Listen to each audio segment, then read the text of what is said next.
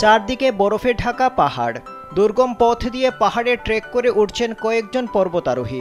পাহাড়ে দাঁড়িয়ে সূর্য উদয় দেখছেন সকলে। এ সময় এক তরুণ শূন্যে তার হাত মেলে ধরেন। সূর্য উদয়ের সময় যখন পাহাড়ের গায়ে সূর্যের আলো সোনার মতো ছড়িয়ে পড়ছে, তখন ওই তরুণের হাতের তালুতে বিশাল এক পতঙ্গ এসে উড়ে বসে, যার পিঠের দিকে তাকালে মনে হবে যেন সাদা রঙের পদ্ম ফুল ফুটে রয়েছে।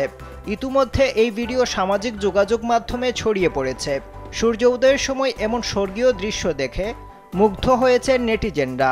জানা গেছে, বিরল প্রজাতির এই পতঙ্গের নাম লোটাস ম্যান্টিস। সাধারণত বিপদ বুঝে নিজেকে রক্ষা করতে অথবা অন্য পতঙ্গ শিকার করতে ম্যান্টিস এই ফুলের মতো পিঠ কাজে লাগায়। স্যান্ডেলিনা সো, রূপচর্চায় আভিজাত্য। একজন ইন্টারনেট ব্যবহারকারী লিখেছেন, পতঙ্গটি দেখতে কি সুন্দর, আল্লাহ তার সৃষ্টিকে কত সুন্দর করে তৈরি করেছেন।